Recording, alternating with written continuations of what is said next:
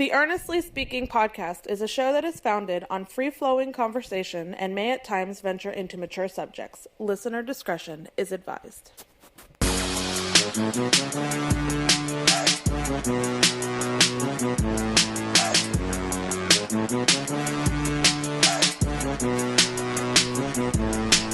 Earnestly Speaking podcast coming to you on, what's today's date? June 17, 2022. How you guys doing? Recording this late night, actually. Late Thursday night, early Friday morning, just after midnight. And Game 6 in the books.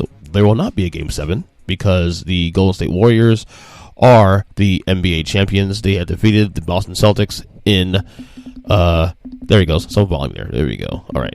My headphones sound a little low there. They defeated the Boston Celtics in 6 games, as I predicted, accurately. And I also, not to brag, but I also got every single game correct from game to game. I said Boston win game 1, Warriors win game 2. Boston win game 3, and then Warriors win the next 3. I was correct on that. Anyway, this podcast, of course, subscribe on all podcast catchers, Spotify, Stitcher Radio, Google Podcasts, Amazon Music, you name it. This is going to be a relatively short pod today, because I got to work tomorrow at 1, and I want to go too late.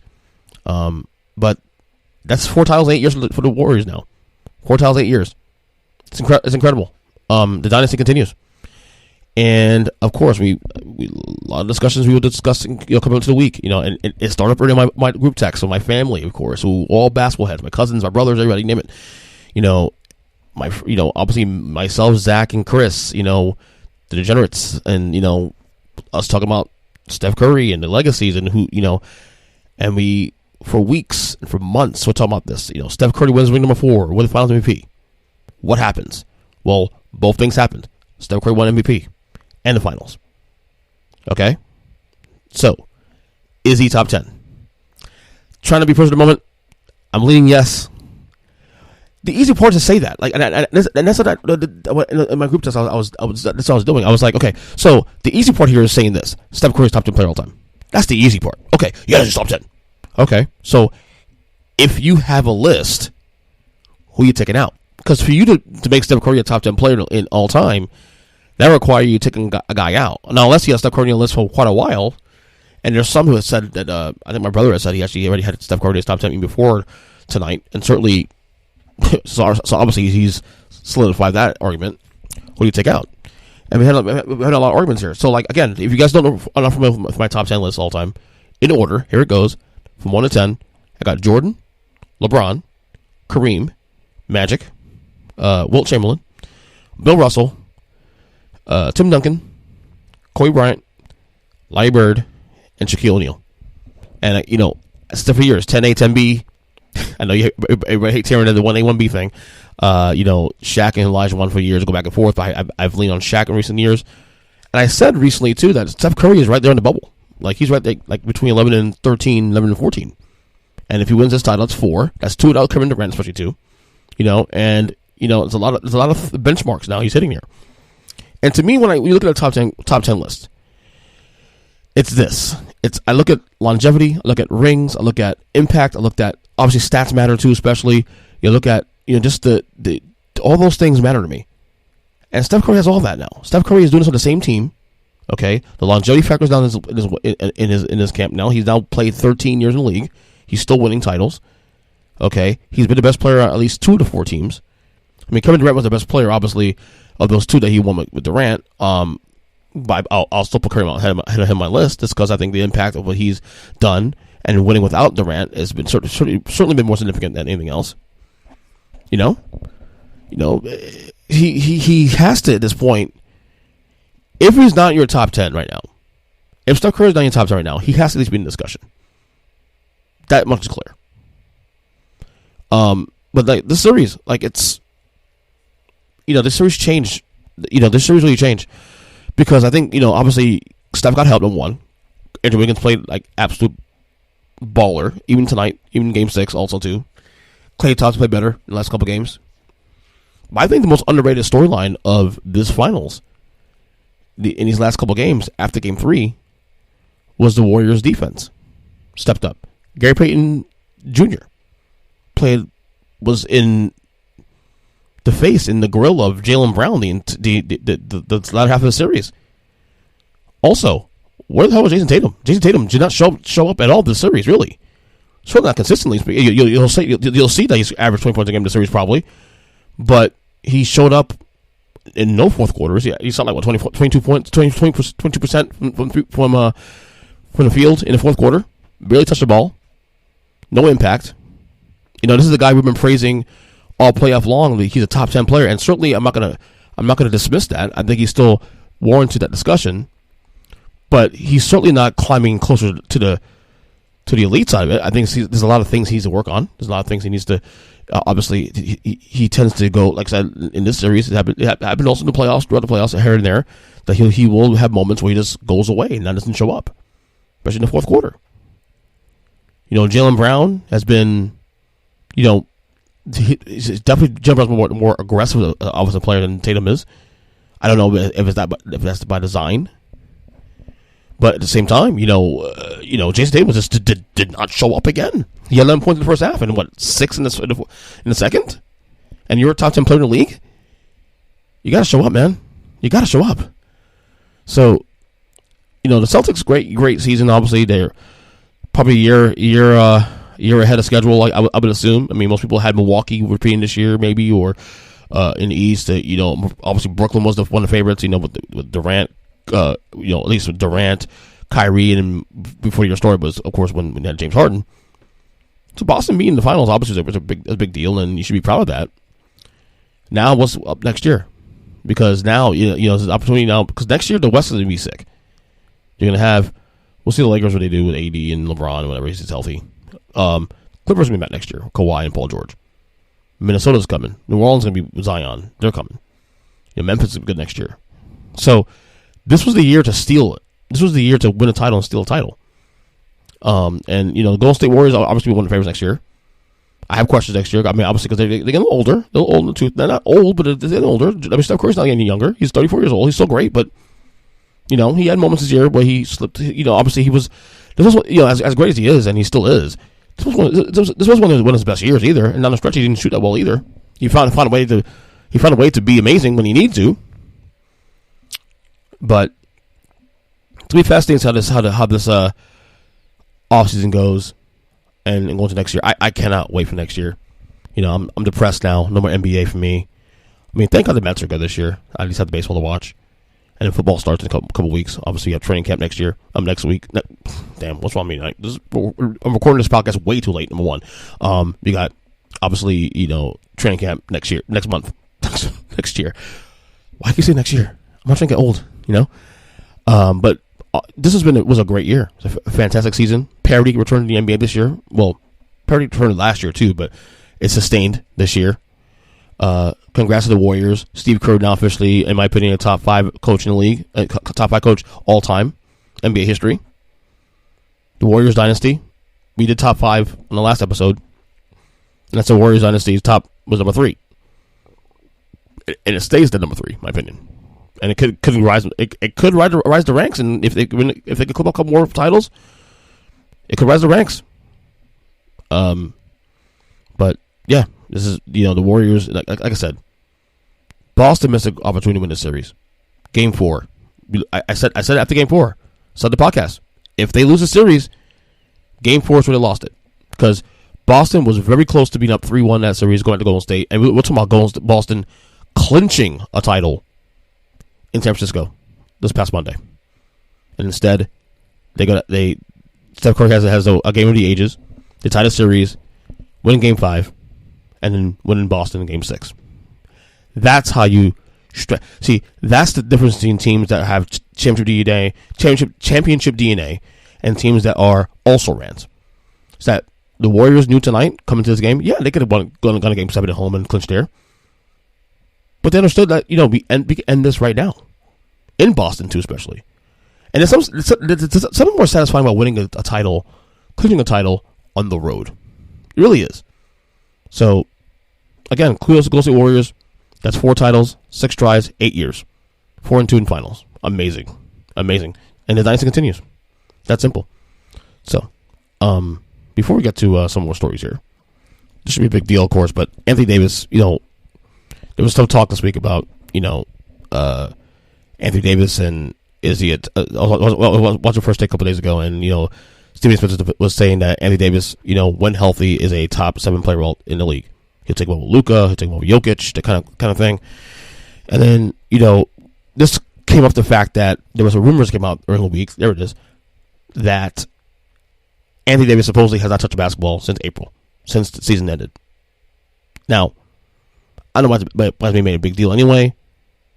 Whether he has or has not touched a basketball, doesn't matter. Who cares?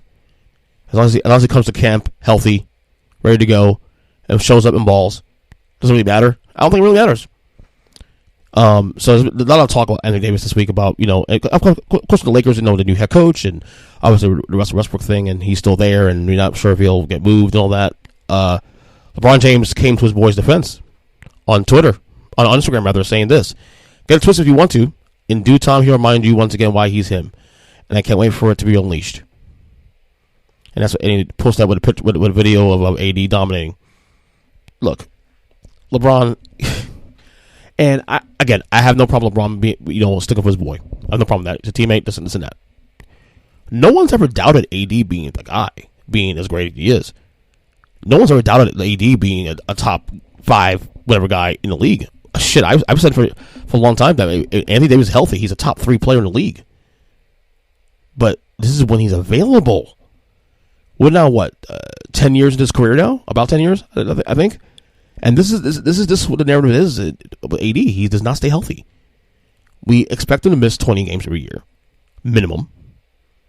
Okay, so it's just simple. If AD's healthy, we saw in the bubble 2 years ago when he's healthy that he is among the best in the league.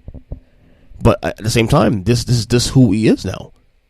So I get LeBron defending his boy, and and it's kind of rich too, also because LeBron loves to go on social media and say these kind of things, but then keep the same energy. Like last year when people talking crap about the Lakers and this and that, keep the same energy when we come back this year. And of course, the the Lakers don't even make the play-in, let alone the playoffs. So I mean, keep that same energy, LeBron, of course.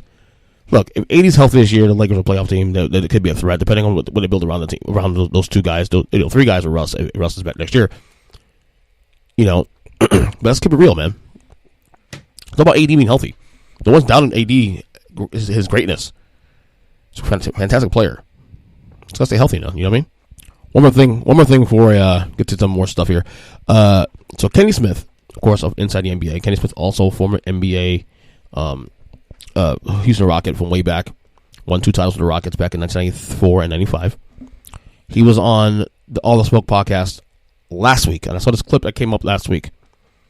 I want to play the clip, about a 2-minute clip, close to 2-minute clip, talking about whether or not Michael Jordan had Michael Jordan not retired, whether or not the Bulls won 8 titles in a row. Check this out.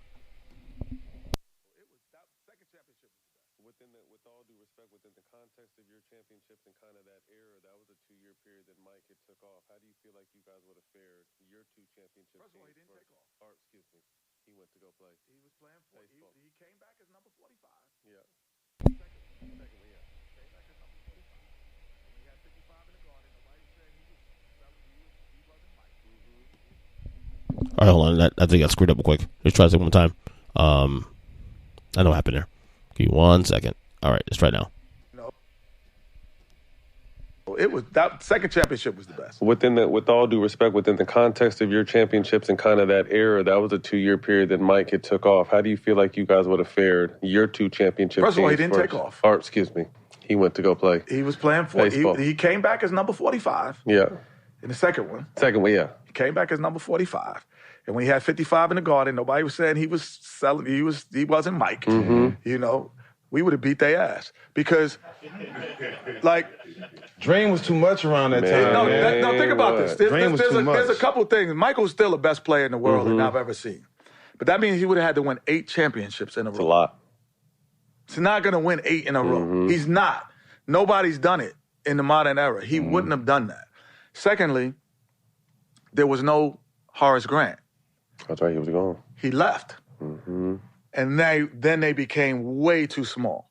because even that was regular season. In the regular season years, we went 7-1 against them or 6-2. They never beat us in the regular season. We used to go to Chicago, smack them, come back to Houston, smack them up. You know, they like BJ and Paxson, those guys were good players, but they were too slow for us in the perimeter. And no one, and Winnington and them couldn't guard them. No chance. And for some reason, Scotty wasn't Scotty then. He wasn't a scorer. He needed to score another more. scorer. So I think we would have got him because of that. There was no Rodman. Now, when they got Rodman, I'm like, oh. It's different. I love the fact that Kenny Smith went in detailed and was ballsy enough to say that the thing I've been saying for years. I've been saying for years that there's no way in hell the Bulls would have won 8 in a row. People think, because Michael Jordan won 8 in a row. No, I don't think people understand the landscape of the league, or not just the league, but also the Bulls team. You know, and I love what Kenny said and went into detail about the Bulls that year. They lost Horace Grant after 1994. Grant played when Jordan retired in 1993. They lost Jordan. Pippen, during next year, the Bulls won 2 less games that year. Pippen was second MVP that year, behind Elijah Wan. Okay, and they still had Horace Grant, who and people forget how good Horace Grant was and how important was that team. Okay, they got smaller. And if you watched when Jordan came back in '95, okay, without Horace Grant went to Orlando. Okay, the Orlando team that beat Chicago in the second round of the playoffs. He's correct. The Bulls were too small, which was the very reason why they went after Dennis Rodman in the first place. Because Shaq and Grant, who played in Orlando, ate him up. Horace Grant was so important to that Bulls first set of first repeat for the Bulls. You know, a lot of kids say, Jordan, Pippen, and Rodman. Man, Jordan, Pippen, and Grant were a threesome too. Obviously, Grant didn't get his flowers in the same way that Rodman does, because obviously Rodman's a Hall of Famer, and obviously he was probably the greatest rebounder in the history of the game. But Horace Grant was so important to the Bulls back when, and when they lost him in 1994, even when Jordan came back on a moment's notice in late '95, they couldn't beat Orlando because of the size. And so Kenny Smith's saying the same thing I've been saying for decades. The Bulls will not have won 8 in a row. Miss me all that noise. They will not win 8 in a row. I stand by that to this day. No way in hell. Period. So I thought it was interesting to see him say what he said. And that Rockets team was really good, man. Lots of good vets in that team. Obviously Elijah Wan, Drexler on the Trevor Drexler on that 95 team came in late. That same Orlando team that beat Chicago in 6 games in the second round of the playoffs that year got swept by Houston in the finals that year. Just remember that, in case y'all forgot that. All right, some NBA talk here, NFL talk rather. Will Deshaun Watson pick up football next year? I don't know. Now you're seeing the New York Times report came out last week or early in the week. The guy got 66 massages in 17 months. There's 2 more accusers come out now recently, and rumored to be another one out. Man, this thing is getting bad. It's getting really bad. If I had to lean on it, I'm gonna say no, because the NFL is probably gonna because of the image alone. Whether or not this is actually true or untrue, because of the fact that the NFL has an image issue, and it would uphold the image, and obviously if they let him play with all these allegations hanging around, it looks bad for the Shield, obviously. You know what I'm saying? So I based on what Roger Goodell's done through the years, I expect him to be heavy-handed with this one as well too. Which really sucks in a sense too, because I'll say again, I'm not sure if he's guilty or innocent, but the NFL should be legislating things based on what they think. They should be legislating things based on what the authorities think and what they find. Once the NFL starts overstepping their own bounds, now you got an issue now. But this is the precedent they've set for years now. This is the problem. So I still think he'll get suspended. I don't think he'll lose the Browns contract. I think the Browns contract will still hold him as such. It does really though make the Browns quarterback situation a little bit complicated too, especially because Baker Mayfield is still technically signed to that team. He's still there's rumors this week they're trying to move him to Carolina this week, but obviously we'll see how that goes. But it's complicated. It's complicated right now in Cleveland. because again, there's more allegations coming out now. We don't know what is going to go. So I don't know. I don't think I think he'll see some. I think he'll miss significant time next year. He's got to miss at least 8 games, at least minimum 8 games, and that's right now before we know if there's anything else that comes out. Any more allegations or any more grand jury or potential grand jury indictments, what something maybe. So anyway, more stuff in the world of wrestling now. Vince McMahon is under investigation actually by WWE. Supposedly there was some findings that supposedly he allegedly had paid out $3 million for hush money. Him and John Laurinaitis over an affair he had with an ex-employee. This thing is not a really big to me. If the money was paid, is this really simple? This is really a simple thing here. If the money paid to hush money to this woman was his money and not shareholders' money, then there's no issue here. If this was paid through shareholders' money, because I remember WWE is a publicly traded company, so if this is paid through shareholders' money, now we got an issue. But there's a lot of stuff here going on. There's rumors about Kevin Dunn now. Supposedly there's alleged insiders trading. We don't know if it's true or not. But things are getting a little muddy now in WWE now. Things get a little bit muddy there. And then we also have rumors now about Sasha Banks being done. According to Raj Giri of WrestleInc.com, Sasha Banks has supposedly been released by the WWE. Now here's the problem now. That report came out late Wednesday night. I'm recording this podcast on Friday morning. Nothing has changed since then. There's been no confirmed reports of this from WWE at all. No other wrestling. Everybody else, other wrestling fanzine out there is sitting there, giving out their opinions on this and really just saying, this source is doing this and that. But there's been no confirmation from anybody else but Raj Giri.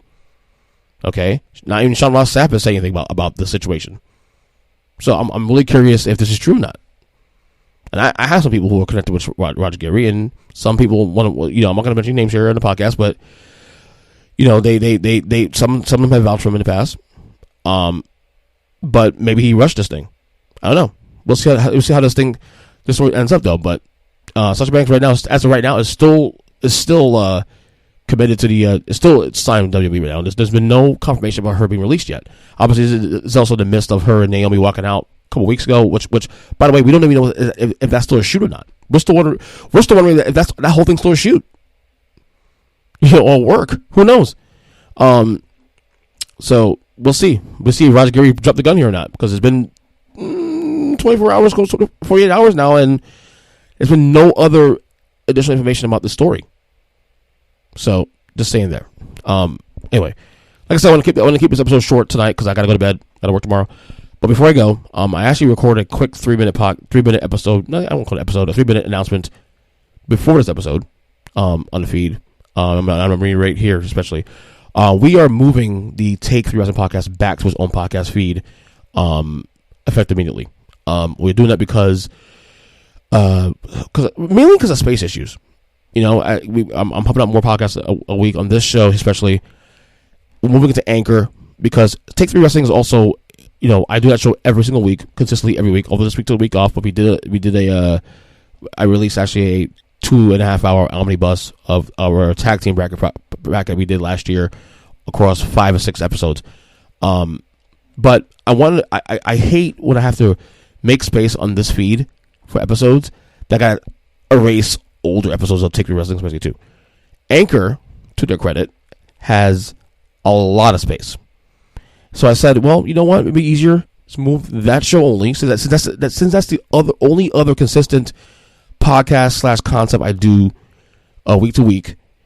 That show, even though I had the idea of bringing, and of course I did it for 6 months here, bring on this feed, that show deserves its own home, because that show is really, in a sense, not just my project. It's also my project. It's also done with Mikey B and Joe Lopez, and then of course Big Jim now has been part of this thing now too, especially recently. And so it's only fair that we put that show and give it its own space. And because and the best thing too also is that we've done about 113 shows since around there. We've been together 2.5 years now, and we've the Anchor, because the Anchor has provided so much space now on that feed. I've been able to upload well over a year, close to 2 years of episodes now on the feed now. So you can look, and a lot of the material we do on there is very evergreen. Like some of the takes we do on there are takes that can be spoke about at any time. So obviously some of them are also like things in the moment, like if we talk about recent wrestling news and whatever. But a lot of the stuff we talk about on there are very, very evergreen. And I hate having to erase stuff on there, because of space. So because Anchor provides a lot of space for this, I decided to move that show, give it its own home. So, obviously still subscribe to this podcast, this one, but go to, Spotify, go to Apple Podcasts. We'll be up on other podcast catchers very soon in the next couple of days. Subscribe for Take 3 Wrestling on the feed. We'll be back next week, especially to recording again, new episodes. But yeah, that's it. Anyway, so that's all I do today. Like I said, I want to keep it relatively short. I'm on Twitter, each57, Earnestly Podcast, because all podcast catchers. We'll do another episode probably till the weekend or next week. We'll see what happens. All right, we'll talk to you guys soon. I'm exhausted. I'm tired. Gotta work tomorrow. Talk to you guys later. God bless y'all. Take care and see ya.